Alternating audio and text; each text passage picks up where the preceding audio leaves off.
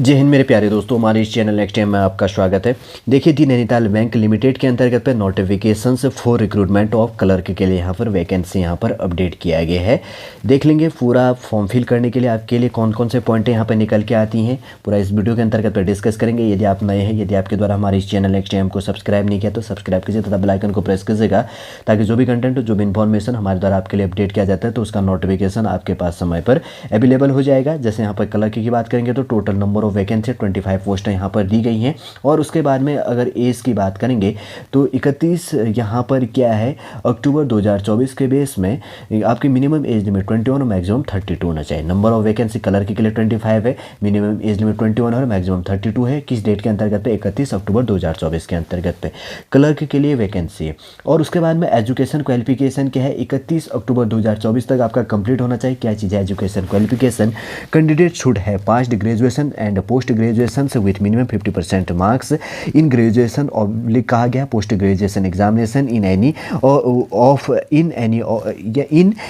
Of the recognised stream from a recognised university institute to the certifications of the bank. ठीक है, ये चीज़ ध्यान में रखना। ठीक है, ये चीज़ इंपॉर्टेंट है। और उसके बाद में आपको यहाँ पर कहा गया है कि प्रोफिशिएंसी बेस के अंतर्गत पर आपको इन कंप्यूटर से स्किल होना चाहिए एंड नॉलेज होना चाहिए, हिंदी और English language will be prepared इसके अंतर्गत पर। ठीक, ये चीज़ ध्यान दे दिया आपने।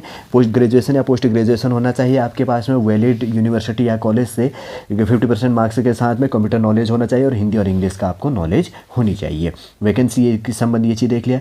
और इसके बाद में अगर बात करेंगे तो यहाँ पर क्या है कि बॉन्ड बनेगा। ठीक है ना, लगभग 1.50 लाख का है अमाउंट ऑफ बॉन्ड है। 2 साल के लिए बॉन्ड बनने वाला है। बॉन्ड पीरियड से जो है 2 ईयर्स का यहाँ पर होगा।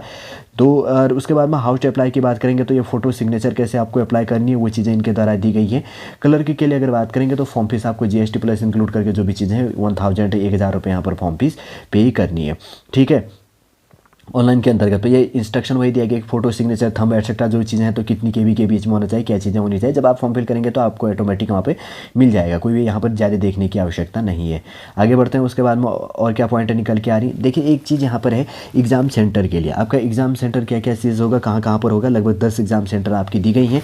सबसे पहले पहला सेंटर है हल्द्वानी जो डिस्ट्रिक्ट नैनीताल उत्तराखंड में, सेकेंड है देहरादून उत्तराखंड में, और थर्ड सेंटर है रुड़की हो गया जो हरिद्वार के अंतर्गत में, फोर्थ सेंटर है उसके बाद में बरेली। देखिए उत्तराखंड में यहाँ पर इस एग्ज़ाम के 4 सेंटर बनाई गई है, हल्द्वानी देहरादून रुड़की 3 सेंटर बनाई गई हैं। ठीक है, हल्द्वानी हो गया, देहरादून और रुड़की है। और उसके बाद में यहाँ पर है 4th नंबर का है बरेली उत्तर प्रदेश में, 5 नंबर है मेरठ, और उसके बाद में 6 नंबर है मुरादाबाद उत्तर प्रदेश, और उसके बाद में 7 नंबर है लखनऊ उत्तर प्रदेश, और उसके बाद में 8 नंबर है जयपुर राजस्थान, और उसके बाद में 9 नंबर है दिल्ली NCR में, और 10 है उसके बाद में अम्बाला हरियाणा में। 10 एग्जाम सेंटर आपके बनाए गए। कहाँ कहाँ पर, उत्तराखंड में है, उत्तर प्रदेश में, और एक दिल्ली NCR में है, और राजस्थान में हो गया, और उसके बाद में हरियाणा में यहाँ पर एग्जाम सेंटर बनाए गए। शॉर्ट रूप से समझ गए होंगे। जो आपका नियरेस्ट होगा तो आप फिल कीजिएगा, फिल करते टाइम पर थोड़ा सा सावधानी बरतिएगा। ठीक है ना इन चीज़ों का। देखिए उसके बाद में अगर यहाँ पर क्वेश्चन की बात करेंगे तो आपके क्वेश्चन क्या होंगे, रीजनिंग में 40 क्वेश्चन पूछा जाएगा, 40 मार्क्स का, 35 मिनट दिया जाएगा। सेकेंड है यहाँ पे इंग्लिश लैंग्वेज के लिए 40 क्वेश्चन, 40 मार्क्स है, 35 मिनट। थर्ड नंबर यहाँ पे जनरल अवेयरनेस है, ये वहाँ पे कहा गया है कि विथ स्पेशल से रेफरेंस होगा टू बैंकिंग बेस में 40 क्वेश्चन 40 मार्क्स का, ओनली इंग्लिश मोड में पेपर आपका होना है, 20 मिनट का होगा। और उसके बाद में 4th नंबर की बात करेंगे तो कंप्यूटर नॉलेज से 40 क्वेश्चन 40 मार्क्स का, 20 मिनट का टाइम। और 5 नंबर की बात करेंगे तो क्वांटिटी एप्टीट्यूड है, 40 क्वेश्चन 40 मार्क्स का, 35 मिनट का टाइम दी जाएगी। और उसके बाद में टोटल 200 क्वेश्चन 200 मार्क्स, 145 मिनट का आपको टाइमिंग दिया जाएगा। पेपर क्या होगा, इंग्लिश में होगा। ठीक है, अब ये नहीं कि हिंदी में ये नहीं वो नहीं करके। और उसके बाद में क्या नेगेटिव मार्किंग है, जैसे कि यहाँ पे दिया गया पेनल्टी होगा रॉन्ग आंसर के लिए, येस है 0.25 मार्क्स आपका कट किया जाएगा।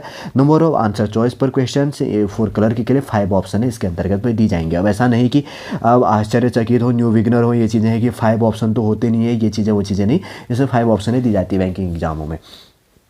किसी में नहीं होता है, किसी में होता है। ये चीज़ें जब आप देंगे तो आपको ऑटोमेटिक पता चल जाएगा, कभी डिस्कस करेंगे उनमें भी। देखिए उसके बाद में इंपॉर्टेंट पॉइंट है तो क्या निकल के आ रही यही चीज़ें। और इंपॉर्टेंट डेट देख लेते हैं।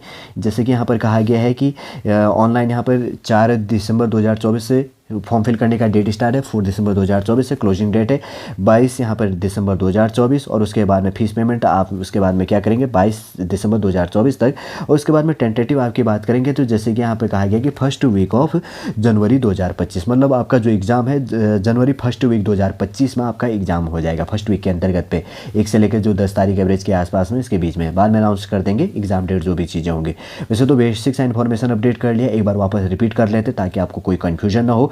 इंपॉर्टेंट फॉर्म फिल करने के लिए क्या चीज़ें वो चीज़ देख ली। सबसे पहले हमने देखा क्लर्क के लिए वैकेंसी है, 25 पोस्ट है, मिनिमम और मैक्सिमम एज लिमिट किस डेट के अंतर्गत पे। क्लर्क के लिए यहाँ पर एजुकेशन क्वालिफिकेशन, ग्रेजुएशन और पोस्ट ग्रेजुएशन में क्या चीज़ मांगा गया वो चीज़ हमने देखा, और बॉन्ड संबंधी थोड़ा सा नोटिफिकेशन देख ली। और उसके बाद में यहाँ पे स्कैन फोटो सिग्नेचर संबंधी इंस्ट्रक्शन दिया गया, वो चीज़ हमने यहाँ पर थोड़ा सा बात किया। फिर उसके बाद में क्लर्क के लिए टोटल फॉर्म फीस क्या है वो चीज़ जीएसटी इंक्लूड करके। एक चीज़ यहाँ पे छूट गया कि आपको अप्लाई कैसे करनी है, न्यू बिगनर हो तो आपको गूगल या क्रोम में सर्च करनी है www.nainitalbank.com.in पे जाके आपका उसके बाद में स्टेप टू स्टेप आप वहाँ पे अप्लाई करते हुए जाएंगे, ठीक है। रजिस्ट्रेशन करना है बस। उसके बाद में इनके द्वारा कहा गया है कि इसके अंतर्गत तो जैसे फ़ोटो इमेज कितनी होगी, कितनी केबी के अंतर्गत तो साइज़ उसका क्या होगा, और उसके बाद में थंब संबंधी क्या चीज़ें होंगी वो चीज़ें यहाँ पर बात कही गई हैं।